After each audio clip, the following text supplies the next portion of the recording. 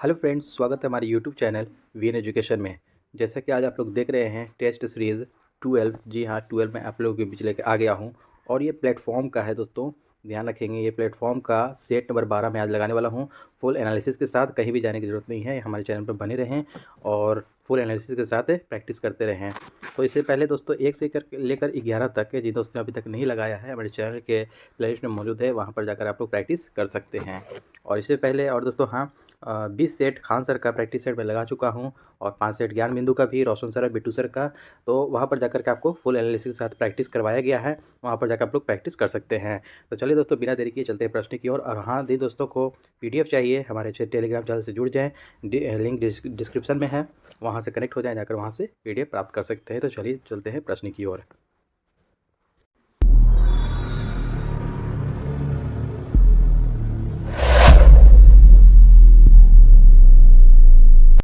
तो दोस्तों, आज का पहला प्रश्न है प्लेटफॉर्म सेट नंबर 12 का। 1986 में राजीव गांधी की सरकार ने लोकतंत्र के लिए पंचायती राज संस्थाओं का पुनरुद्धार और विकास पर एक समिति की नियुक्ति की। किसने अध्यक्षता की? तो एक का दोस्तों सही उत्तर हो जाएगा आपको एल एम सिंधवी समिति ने अध्यक्षता किया था, जो 1986 में आपको राजीव गांधी की सरकार में लोकतंत्र के लिए पंचायती राज संस्थाओं का पुनरुद्धार और विकास पर एक समिति का गठन किया गया था, नियुक्ति किया गया था। उसकी अध्यक्षता एल.एम. सिंधवी ने किया था। अगला प्रश्न है 2 नंबर, निम्नलिखित में से कौन सा सही है? देखिए, यहाँ पर आपको सही की पहचान करना है। तो 3 इसमें गलत है और 1 गलत है, तो इसका सही उत्तर हो जाएगा दोस्तों। देखते हैं कौन सा सही है के बारे में पूछा जा रहा है। राज्यसभा के 12 सदस्यों को राष्ट्रपति के द्वारा नामित किया जाता है। तो ये आपका पहला सही है बिल्कुल, कि राज्यसभा के 12 सदस्य, ठीक है, कितने सदस्य? 12 सदस्य को जो है ना कि राष्ट्रपति के द्वारा नामित या मनोनीत किया जाता है। तो ये आपका पहला ही सही है। और ऑप्शन पढ़ लेता हूँ, राज्यसभा के 12 सदस्यों को राज्यसभा के सभापति द्वारा नामित किया जाता है? नहीं, राष्ट्रपति करता है नामित, ध्यान रखेंगे। राज्यसभा के 15 सदस्य प्रधानमंत्री के द्वारा नामित किया जाता है? नहीं, राज्यसभा के 15 सदस्य राष्ट्रपति के द्वारा नामित होते हैं, ये भी नहीं हो जाएगा आपको। तो दोस्तों, पहला ही सही है कि राज्यसभा के 12 सदस्यों को राष्ट्रपति के द्वारा नामित किया जाता है। और वहीं साथ साथ आप लोग एक और क्वेश्चन याद रखेंगे दोस्तों, कि लोकसभा, ठीक है, लोकसभा में कितने सदस्य को नामित या मनोनीत करते हैं? राष्ट्रपति के द्वारा किया जाता है, तो 2 सदस्य को याद रखेंगे साथ साथ ये भी। नेक्स्ट क्वेश्चन है आपका 3 नंबर, सूची 1 को सूची 2 से मिलान करना है आपको। देखिए, 1 का क्या हो जाएगा दोस्तों? 1 का 1 हो जाएगा, पहला का पहला। द्वितीय पंचवर्षीय योजना जो चला था, दूसरा वाला, पहला चला था 51 से 56 और 56 से 61 दूसरा चला था। तो देखिए, दूसरा का आपको ए बी का 2 हो जाएगा आपका, सीधे सीधे है। 8वीं पंचवर्षीय योजना कब था? तो 8वीं पंचवर्षीय योजना 1992 हो जाएगा और 7वीं पंचवर्षीय योजना 1900। तो दोस्तों 3 का सही उत्तर हो जाएगा यहाँ पर बी, ठीक है। नेक्स्ट क्वेश्चन है दोस्तों 4 नंबर, पिछड़े एवं विकासशील देशों के लिए रोलिंग प्लान का सुझाव किसके द्वारा दिया गया था? देखिए, यहाँ पर प्रश्न है कि पिछड़े एवं विकासशील देशों के लिए रोलिंग प्लान का जो सुझाव है किसके द्वारा दिया गया था? तो 4 का 1 हो जाएगा जी मिडल, ठीक है। इनका पूरा नाम है गुरनार मिडल के द्वारा रोलिंग प्लान का सुझाव दिया गया था। नेक्स्ट क्वेश्चन है आपको 5 नंबर, निम्नलिखित में से किस लोक नृत्य का संबंध असम राज्य से नहीं है के बारे में पूछा जा रहा है। तो देखिए, पढ़ते हैं, नट पूजा, चोंगली, बिहू, बधाई। इसमें आपको डी हो जाएगा, आपको नहीं है, तो D is the right answer. बाकी आपको तीनों ये आपको असम राज्य से संबंधित है। नेक्स्ट क्वेश्चन है दोस्तों 6 नंबर, निम्नलिखित में से कौन अर्थशास्त्री राष्ट्रीय आय पर दूरगामी कार्य किए?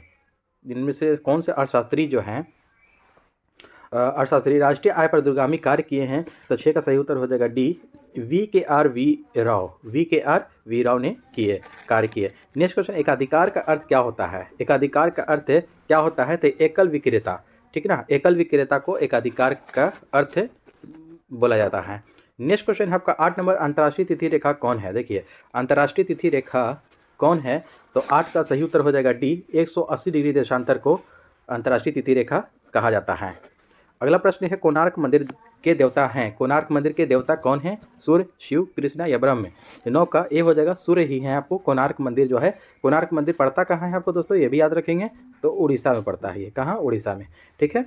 तो कोणार्क मंदिर के देवता हैं सूर्य। अगला प्रश्न है 10 नंबर, भारतीय संविधान का कौन सा अनुच्छेद राज्य सरकार को ग्राम पंचायत के गठन का निर्देश देता है?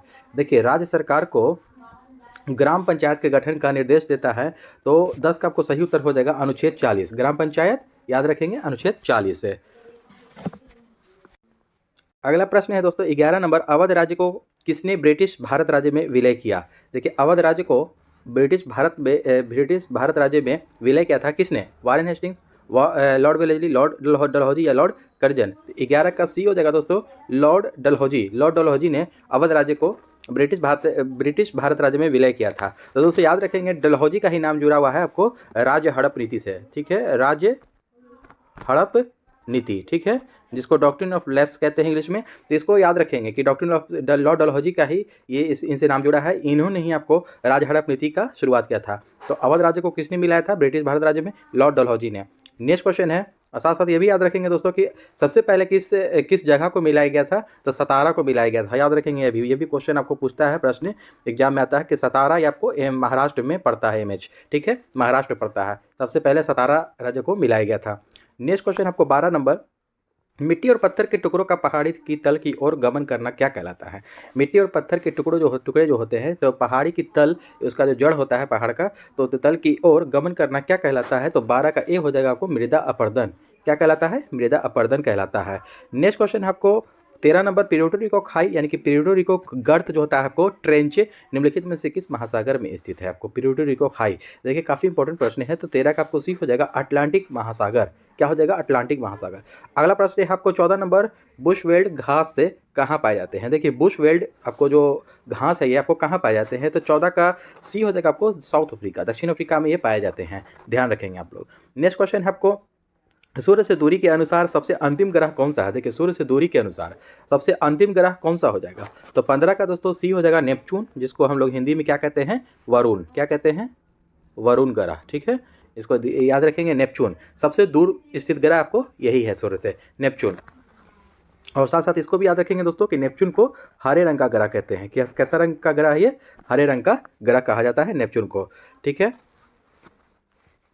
नेक्स्ट क्वेश्चन है आपको 16 नंबर, निम्नलिखित में से किस खिलाड़ी ने कभी भी ओलंपिक पदक नहीं जीता है? कौन सा खिलाड़ी है जो आपको ओलंपिक पदक आपको कभी नहीं जीता? सानिया मिर्जा, गगन नारंग, विजय कुमार या विजेंद्र सिंह? तो 16 का आपको सही उत्तर हो जाएगा दोस्तों सानिया मिर्जा, ठीक है। सानिया मिर्जा जो है आपको ये जो है ये आपको ओलंपिक पदक खिलाड़ी जो कभी कोई भी पदक नहीं जीती हैं ये, ठीक है। अदरवाइज आपको गगन नारंग, विजय कुमार, विजेंद्र सिंह ये लोग आप लोग ओलंपिक पदक जीत चुके हैं। नेक्स्ट क्वेश्चन है, मौर्य वंश का अंतिम शासक कौन था? देखिए मौर्य वंश का अंतिम शासक कौन था? तो 17 का सही उत्तर हो जाएगा डी, बृहद्रथ। काफ़ी इंपॉर्टेंट प्रश्न हो जाएगा ये आपके लिए एग्जाम के लिए दोस्तों कि मौर्य वंश का अंतिम शासक कौन था? बृहद्रथ था। अगला प्रश्न हो जाएगा 18 नंबर, यात्री इब्न बतूता कहाँ से आया था? देखिए इब्न बतूता आपको है ये कहाँ से आया था, ये कहाँ का मतलब निवासी था? तो 18 का आपको सही उत्तर हो जाएगा दोस्तों ए हो जाएगा मोरक्को। मोरक्को या को आपको अफ्रीका में पड़ता है, ये मोरक्को का निवासी था। और भारत ये आपको जो आया था तो कब आया था दोस्तों, ये भी प्रश्न बनता है। तो 1333 ईस्वी में किसके शासनकाल में आया था? MBT, ठीक है, मोहम्मद बिन तुगलक के शासनकाल में आया था, यह भी ध्यान में रखेंगे दोस्तों, ठीक। नेक्स्ट क्वेश्चन है आपका 18 के बाद 19 नंबर, किस राज्य की अर्थव्यवस्था को मनी ऑर्डर अर्थव्यवस्था कहा जाता है? देखिए कौन से राज्य की अर्थव्यवस्था जो है आपको उसको आपको मनी ऑर्डर अर्थव्यवस्था कहा जाता है? तो 19 का देखिए दोस्तों सही उत्तर हो जाएगा डी, उत्तराखंड। ध्यान रखेंगे, अच्छी प्रश्न है ये कि किस राज्य की अर्थव्यवस्था को मनी ऑर्डर कहा जाता है, अर्थव्यवस्था कहा जाता है? तो उत्तराखंड की अर्थव्यवस्था को कहा जाता है। अगला प्रश्न है 20 नंबर, म्यांमार की प्रमुख धर्म कौन सी है? म्यांमार का प्रमुख धर्म कौन सा है? तो 20 का डी हो जाएगा आपको बौद्ध धर्म है। क्या है? ध्यान रखेंगे, म्यांमार का प्रमुख धर्म कौन सा है? बौद्ध धर्म। अगला प्रश्न है आपको 21 नंबर, अमीर खुसरो एक थे, क्या थे? कवि, इतिहासकार, संगीतज्ञ या तीनों? तो 21 का दोस्तों सही उत्तर हो जाएगा ये तीनों, ठीक है। ये बहुत सारे आपको, ये कवि भी थे, संगीतज्ञ भी थे और इतिहासकार भी थे, ये तीनों थे अमीर खुसरो। और दोस्तों साथ साथ ये भी याद रखेंगे कि अमीर खुसरो के बारे में ये भी एक प्रश्न पूछता है कि सबसे ज़्यादा किसके दरबार में आपको ये विख्यात थे, मतलब रहे? तो ये तो बहुत सारे लोग के दरबार में रहे, लेकिन सबसे ज़्यादा आपको अलाउद्दीन खिलजी, ठीक है, अलाउद्दीन खिलजी के दरबार में ये सबसे ज़्यादा रहे। ये भी ध्यान में रखेंगे आप लोग, ये सब सारे नोट्स को, सारे पॉइंट्स को नोट करते चलेंगे आप लोग, ठीक है। अगला प्रश्न है 22 नंबर, मौलिक अधिकारों को लागू करने के लिए निम्नलिखित में से किसी न्यायालय के द्वारा जारी किया जा सकता है? यानी कि किसी न्यायालय के द्वारा जारी किया जा सकता है। तो 22 का सही उत्तर हो जाएगा आपको सी, रिट, ठीक है। मौलिक अधिकारों को लागू करने के लिए निम्नलिखित में से किसी न्यायालय के द्वारा जारी किया जाता है? क्या? रिट जारी किया जाता है। जो 5 प्रकार की रिट, कितने प्रकार की होती है? टोटल 5 प्रकार की, ध्यान में ये भी रखेंगे दोस्तों। नेक्स्ट क्वेश्चन आपको 23 नंबर, कहाँ के वृक्ष वर्ष में कम अथवा अधिक समय के लिए पत्तियों से रहित हो जाते हैं? तो कौन से हो जाएंगे आपको? 23 का देखिए दोस्तों सही उत्तर हो जाएगा डी, पर्णपाती वन। पर्णपाती वन जो है आपको वहाँ के वृक्ष जो है वर्ष में कम अथवा अधिक समय के लिए पत्तियों से रहित हो जाते हैं। 24 नंबर प्रश्न है, प्रसिद्ध विरूपाक्ष मंदिर कहाँ अवस्थित है। देखिए प्रसिद्ध आपको ये एक विरूपाक्ष मंदिर है जो कि कहाँ स्थित है। तो 24 का सही उत्तर हो जाएगा दोस्तों सी, हम्पी। हम्पी आपको कहाँ पड़ता है, कर्नाटक में, ठीक है, याद रखेंगे इसको, हम्पी में पड़ता है विरूपाक्ष मंदिर। अगला प्रश्न है, हम्पी निम्नलिखित में से किसके उत्तरी तट पर स्थित है। देखिए हम्पी आपको यहाँ पूछ दिया प्रश्न अगला कि किसके उत्तरी तट पर स्थित है। तो 25 का सही उत्तर हो जाएगा ए, तुंगभद्रा। क्या है, तुंगभद्रा नदी के तट पर स्थित है हम्पी, कर्नाटक में पड़ता है ये। नेक्स्ट क्वेश्चन है आपका 26 नंबर, गोलकुंडा के मुस्लिम राज्य का उदय किस प्राचीन हिंदू साम्राज्य के अवशेषों पर हुआ। देखिए गोलकुंडा के मुस्लिम राज्य का जो उदय हुआ था किस प्राचीन हिंदू साम्राज्य के अवशेषों पर हुआ था। तो 26 का ये हो जाएगा वारंगल। क्या हो जाएगा, वारंगल के अवशेषों, वारंगल साम्राज्य के अवशेषों पर हुआ था गोलकुंडा के मुस्लिम राज्य का उदय। नेक्स्ट क्वेश्चन है 27 नंबर, फारस से आने वाले अब्दुल रज्जाक की हम्पी यात्रा के समय दक्षिण भारत में विजयनगर का शासक कौन था। देखिए फारस से आने वाले थे, ये फारस के थे कौन, अब्दुल रज्जाक। ये हम्पी की यात्रा के समय दक्षिण भारत के विजयनगर शासक कौन था। तो 27 का बी हो जाएगा देवराय द्वितीय। कौन था, देवराय द्वितीय था शासक उस समय। नेक्स्ट क्वेश्चन है, वेद शब्द का अर्थ क्या है। देखिए वेद शब्द का अर्थ पूछा जा रहा है, ये काफी महत्वपूर्ण आपको प्रश्न हो जाएगा एग्जाम के रिगार्डिंग। तो 28 का आपको सही उत्तर हो जाएगा डी, ज्ञान। वेद का मतलब क्या होता है, ज्ञान, इसको ध्यान में रखेंगे, वेद का मतलब क्या होता है, ज्ञान। नेक्स्ट क्वेश्चन है 29 नंबर, सांभर लवण झील कहाँ स्थित है। देखिए सांभर लवण झील के बारे में पूछा जा रहा है, यहाँ से आपको नमक भी निकाली जाती है इस झील से। तो 29 का सही उत्तर हो जाएगा डी, राजस्थान में है, ठीक है, राजस्थान में सांभर लवण झील, जहाँ आपको पीके मूवी की शूटिंग की गई थी। ये मैं इसलिए बता रहा हूँ कि ताकि आप लोग को याद हो जाए अच्छे से, ठीक है। तो सांभर झील कहाँ है, राजस्थान में है ये। नेक्स्ट क्वेश्चन है, भारत में सबसे पहली रेलगाड़ी कब चलाई गई थी।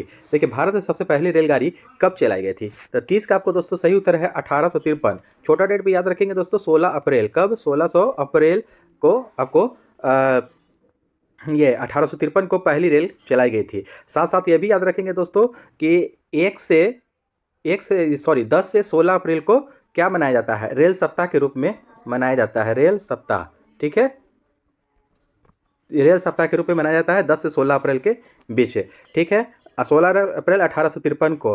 और सबसे पहले जो 1853 में चली थी तो कहाँ से कहाँ चली थी, मुंबई से थाने के बीच, मुंबई से थाने के बीच चली थी। कितना किलोमीटर, 34 किलोमीटर, यह भी याद रखेंगे।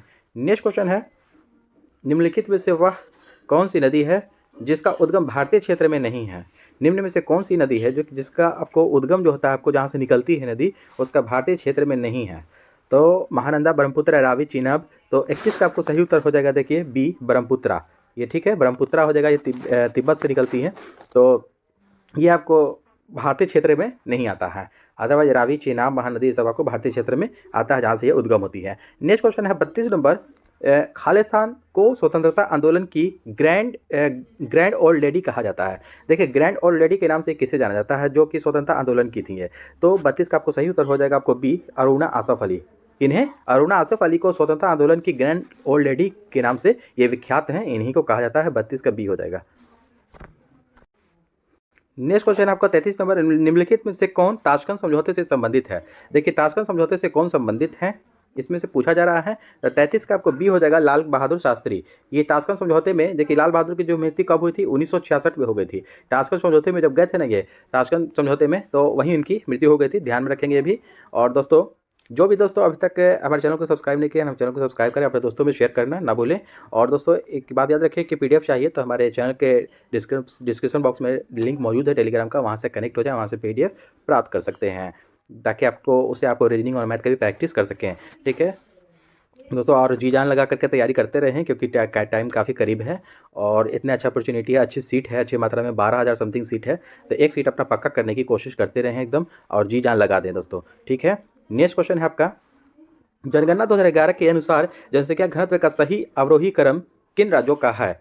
देखिए जनगणना 2011 के अनुसार पूछा जा रहा है कि घनत्व, जनसंख्या घनत्व के बारे में पूछा जा रहा है कि सही अवरोही क्रम का होता है, घटते क्रम में आपको सजाना है इसको, ठीक है, घटते क्रम, यानी कि सबसे पहले बड़ा, फिर उससे कम, फिर उससे कम, इस तरह से, इस प्रकार, ठीक है। तो 34 का आपको देखिए सही उत्तर हो जाएगा, ए हो जाएगा आपको पहला वाला। देखिए सबसे जनसंख्या घनत्व सबसे ज़्यादा कहाँ का है अपना, तो अपने बिहार का ही है, बिहार, फिर उसके बाद बंगाल, फिर उसके बाद आता है केरल। ये आपका a is the right answer. Bihar का याद रखेंगे जनसंख्या घनत्व कितना है दोस्तों, यह भी प्रश्न पूछा जाता है एग्जाम में, काफ़ी महत्वपूर्ण है। 1106 व्यक्ति, कितना, 1106 व्यक्ति प्रति वर्ग किलोमीटर, ठीक है। नेक्स्ट क्वेश्चन है आपका 35 नंबर, आमेर महल कहाँ स्थित है। देखिए आमेर महल जो है ना आपको 35 का ए हो जाएगा, जयपुर में, स्थित है।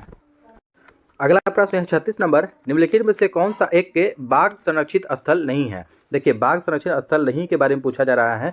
तो 36 का देखिए सरिस्का है, बांदीपुर भी है कर्नाटक में, मानस असम में भी है, सरिस्का राजस्थान में पड़ता है, ध्यान रखेंगे। सुल्तानपुर हरियाणा में आपको ये पड़ता है, जो कि आपको यहाँ आपको बाघ बाघ संरक्षित नहीं है, ये यहाँ बाघ नहीं पाया जाता है। तो ये सुल्तान डी आपको राइट आंसर हो जाएगा। निगेटिव का भाई निगेटिव, ठीक है। नेक्स्ट क्वेश्चन आपको 37 नंबर, जुलाई 2023 में इसरो ने PSLV C56 रॉकेट से किस देश के 7 उपग्रहों को सफलतापूर्वक प्रक्षेपित किया। देखिए 2023 में पूछा जा रहा है कि PSLV C56 रॉकेट के द्वारा देश के 7 उपग्रहों को किस देश के सफलतापूर्वक प्रक्षेपित किया। तो 37 का आपको सही उत्तर हो जाएगा ए सिंगापुर। किस देश का? सिंगापुर का आपको 7 उपग्रह को है सफलतापूर्वक प्रक्षेपित किया आपको। 38 नंबर प्रश्न है, भारत पर हुनों का आक्रमण किसके शासनकाल में हुआ था। देखिए भारत पर जो हुनों का आक्रमण हुआ था ना, वो किसके शासनकाल में हुआ था। तो 38 का सही उत्तर हो जाएगा ए स्कंदगुप्त। किसके शासनकाल में? स्कंदगुप्त के शासनकाल में हुनों का आक्रमण शुरू हो गया था। नेक्स्ट क्वेश्चन है, वह प्रथम राष्ट्रीय नेशनल पार्क कौन सा है जिसे भारत में स्थापित किया गया है। वह प्रथम भारतीय राष्ट्रीय नेशनल पार्क कौन सा है। तो 39 का आपको सही उत्तर हो जाएगा D Jim Corbett national park. क्या हो जाएगा? जिम कॉर्बेट नेशनल पार्क हो जाएगा आपको। नेक्स्ट क्वेश्चन है, देखिए बांदीपुर नेशनल पार्क में ध्यान रखेंगे कहाँ ये आपको कर्नाटक को पड़ता है, साथ साथ इसे भी याद रखेंगे कर्नाटक में। पेरियार केरल में, ठीक है।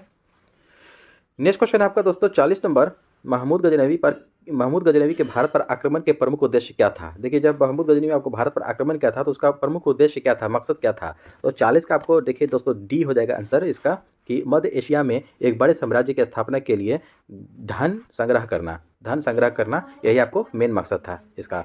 नेक्स्ट क्वेश्चन हो जाएगा आपको 41 नंबर, निम्नलिखित में से तजाकिस्तान की राजधानी कौन है। देखिए तजाकिस्तान की राजधानी के बारे में पूछा जा रहा है। तो 41 का सही उत्तर हो जाएगा आपको बी दुशांबे। क्या हो जाएगा? तजाकिस्तान की राजधानी दुशांबे है। अगला प्रश्न है आपको, जुलाई अगस्त 2023 के दौरान बर्लिन यानी कि जर्मनी, ठीक है, जर्मनी में आयोजित विश्व तीरंदाजी चैंपियनशिप में कितने भारतीय तीरंदाज जो है के द्वारा स्वर्ण पदक आपको गोल्ड मेडल प्राप्त किए गए। 42 का सही उत्तर हो जाएगा सी 3। टोटल कितने? 3 आपको गोल्ड मेडल प्राप्त किए गए भारतीय तीरंदाज के द्वारा। अगला प्रश्न है आपको 43 नंबर, अंग्रेजों द्वारा सर्वप्रथम कहवा यानी कि कॉफ़ी बागान लगाए गए थे।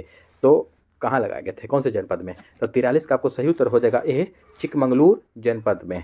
चिकमंगलूर जनपद में लगाए गए थे, अंग्रेजों के द्वारा सर्वप्रथम कहवा बागान लगाए गए थे। नेक्स्ट क्वेश्चन है, उपन्यास द ओपियम ट्रॉफी के लेखक कौन है। द ओपियम ट्रॉफी के लेखक कौन है, एक उपन्यास है आपको। तो 44 का बी हो जाएगा आपको खुशवंत सिंह। क्या हो जाएगा? खुशवंत सिंह।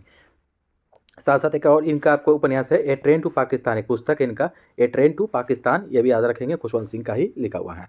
काफ़ी महत्वपूर्ण प्रश्न हो जाता है वो भी, कि आपको बीपीएससी एग्जाम में पूछा गया था। नेक्स्ट क्वेश्चन है आपका 45 नंबर, निम्नलिखित में से कौन लोकसभा के प्रथम अध्यक्ष स्पीकर थे। देखिए लोकसभा के प्रथम अध्यक्ष स्पीकर के बारे में पूछा जा रहा है, कौन थे। M A Ayyangar, G V Mavalankar, Sardar Hukam Singh और या एन संजीव रेड्डी। तो 45 का आपको सही उत्तर हो जाएगा जी वी मावलंकर। इनका पूरा नाम था गणेश वासुदेव मावलंकर। नेक्स्ट प्रश्न है, नेक्स्ट क्वेश्चन है आपको नदियों को जोड़ने के कार्यक्रम के अंतर्गत है खालिस्तान नदी से केन नदी को जोड़ने का कार्य निर्माणाधीन है। देखिए इंटरलॉकिंग ऑफ रिवर्स, ठीक है, रिवर्स यानी कि नदियों को जोड़ने का जो कार्यक्रम के अंतर्गत कौन सी नदी से केन नदी को जोड़ने का कार्य निर्माणाधीन है। तो 46 का सही उत्तर हो जाएगा डी बेतवा। केन को किससे? बेतवा को जोड़ा जाएगा। बेतवा नदी को केन नदी से जोड़ा जाएगा। अगला प्रश्न है, मैक्सिको की खाड़ी और लेब्राडोर सागर निम्नलिखित में से किसके भाग हैं। तो मैक्सिको की खाड़ी और लेब्राडोर सागर निम्नलिखित में से किसके भाग हैं। तो 47 का डी हो जाएगा अटलांटिक महासागर के ये भाग हैं। अगला प्रश्न हो जाएगा आपको 48 नंबर, मिस वर्ल्ड 2023 प्रतियोगिता का आयोजक देश कौन सा है। तो मिस वर्ल्ड 2023 जो हुआ था, इस प्रतियोगिता का आपको जो ऑर्गेनाइज करवाया था, तो आयोजक देश कौन सा है। तो 48 का सही उत्तर हो जाएगा ए भारत। क्या है? ये भारत में ही हुआ था। तो 48 का सही उत्तर हो जाएगा ए हो जाएगा भारत है। अगला प्रश्न है आपको 49 नंबर, मध्य प्रदेश में आयोजित खेलो इंडिया यूथ गेम 2023 में आकाश कुमार ने किस खेल में स्वर्ण पदक जीता था। तो आकाश कुमार ने किस खेल में स्वर्ण पदक जीता था खेलो इंडिया यूथ गेम 2023 के द्वारा। तो 49 का आपको सी हो जाएगा दोस्तों तलवारबाजी। क्या हो जाएगा?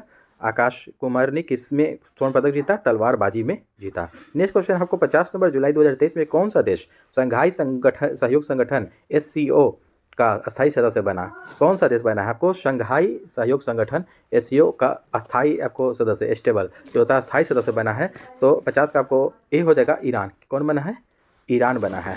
51 नंबर प्रश्न हो जाएगा दोस्तों, अपने रेल नेटवर्क को कौन सा राज्य द्वारा 100% विद्युतीकरण करने वाला भारत का पहला राज्य बन गया है? देखिए अपने रेल नेटवर्क के बारे में पूछा जा रहा है कि कौन सा राज्य है जो कि 100% विद्युतीकरण यानी कि इलेक्ट्रिक फील्ड जो होता है इलेक्ट्रिक से चलने वाला को भारत का पहला राज्य बन गया है पूरा करने वाला 100% विद्युतीकरण। तो 51 का दोस्त सी हो जाएगा हरियाणा। कौन सा राज्य हो जाएगा? हरियाणा राज्य। नेक्स्ट क्वेश्चन है आपको 52 नंबर, आंख की रेटिना पर बनने वाला प्रतिबिंब समानुपाती होता है, किसके समानुपाती होता है? तो 52 का डी हो जाएगा दोस्तों, प्रतिबिंब का आकार या वस्तु के आकार के समानुपाती होता है। ठीक है ना, आंख पर जो रेटिना पर बनने वाला प्रतिबिंब जो होता है वो प्रतिबिंब के आकार या वस्तु के आकार के समानुपाती होता है। अगला प्रश्न हो जाएगा 53 नंबर, अनुदैर्ध्य तरंग संचरण में विरलन के स्थानों पर माध्यम का घनत्व व दाब समान अवस्था में तुलना होता है। देखिए अनुदैर्ध्य तरंग संचरण में विरल के स्थानों पर माध्यम का घनत्व या व दाब सामान्य अवस्था की तुलना में होता है।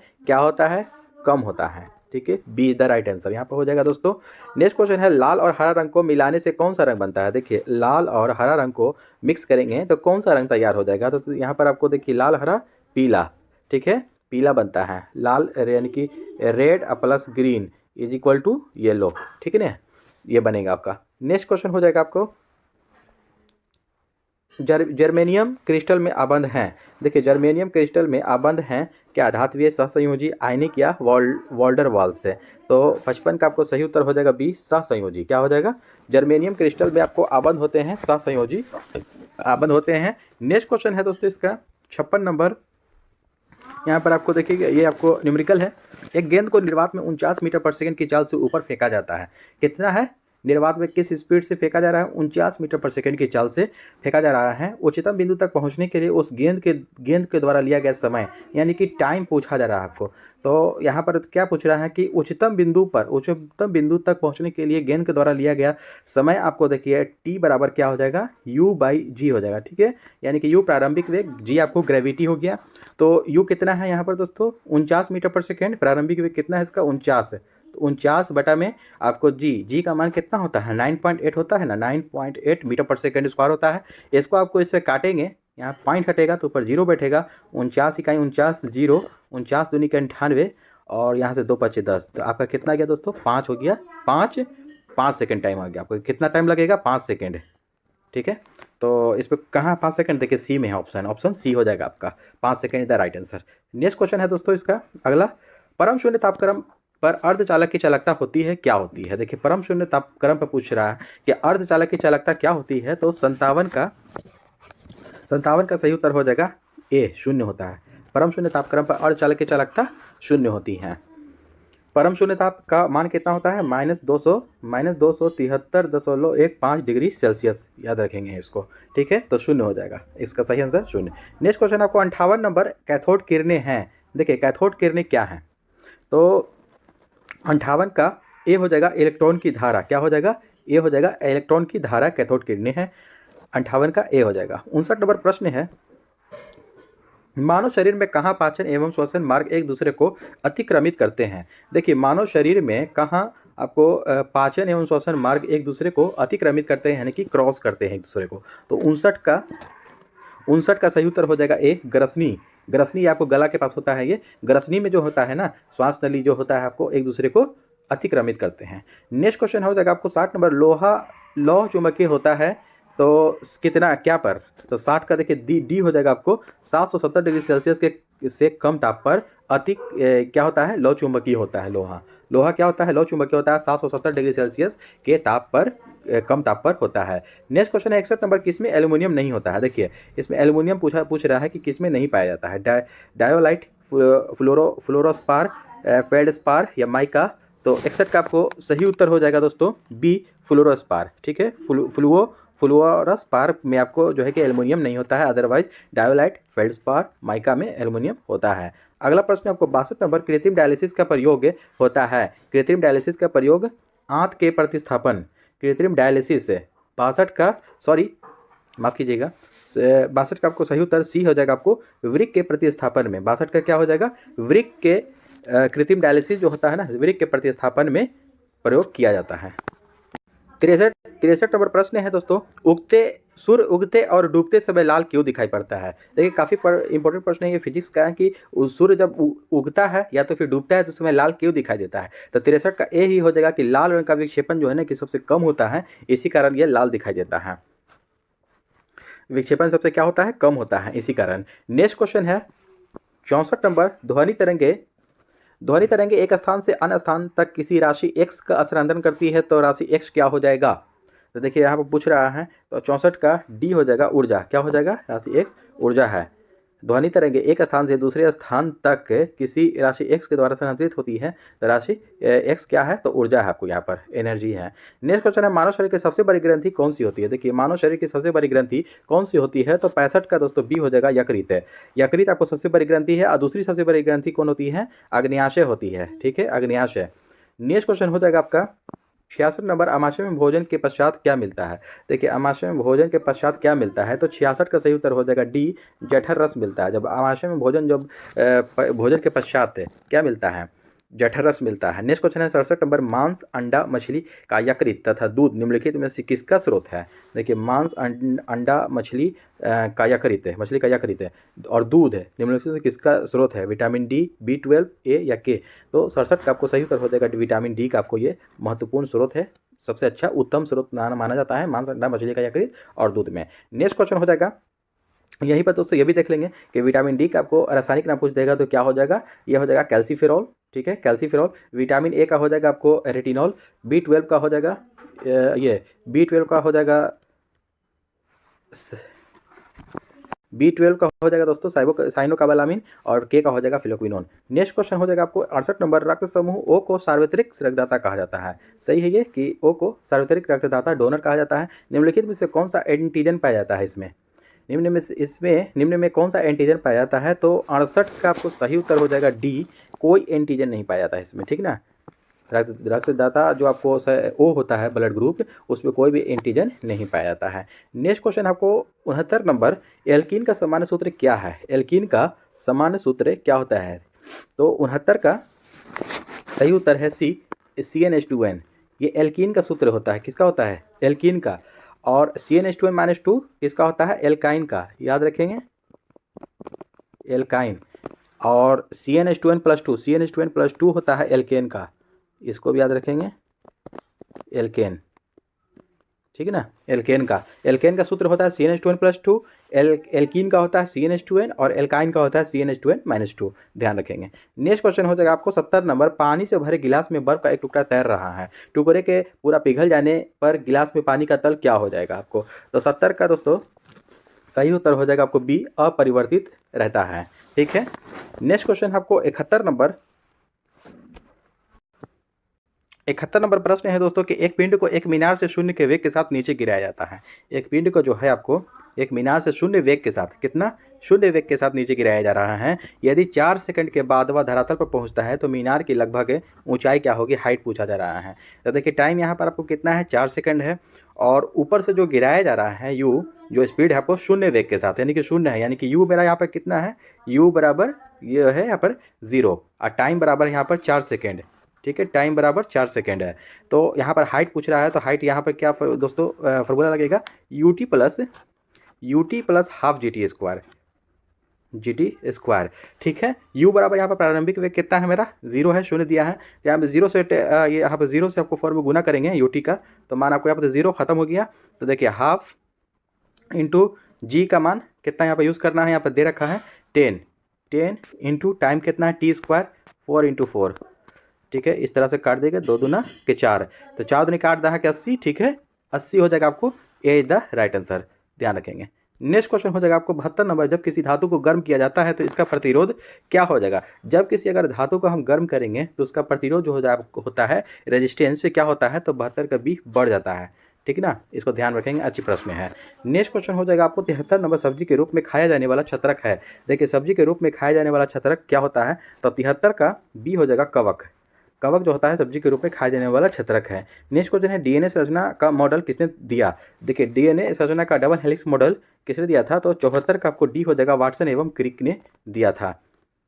नेक्स्ट क्वेश्चन आपको 75 नंबर और आज का अंतिम प्रश्न है, विटामिन ए का महत्वपूर्ण स्रोत इसमें से क्या है? दाल में, मक्खन में, अंकुरित अनाज में या मछली के यकृत तेल में? तो 75 का दोस्तों सही उत्तर अंकुरित अनाज हो जाएगा आपको, कि अंकुरित अनाज जो होता है उसमें विटामिन ई का महत्वपूर्ण स्रोत माना जाता है अंकुरित अनाज, जो भी हो, जैसे कि चना हो गया, आपको मूंग दाल हो गया, जो भी हो जाता है, अंकुरित अनाज में आपको विटामिन ई का महत्वपूर्ण स्रोत माना जाता है। तो दोस्तों आई होप कि आज का सेशन अच्छा लगा हो तो हमारे चैनल को सब्सक्राइब करें, अपने दोस्तों में शेयर करना ना भूलें और एक प्यारा सा कमेंट और लाइक भी करते जाएं ताकि हमको मोटिवेशन मिलता रहे।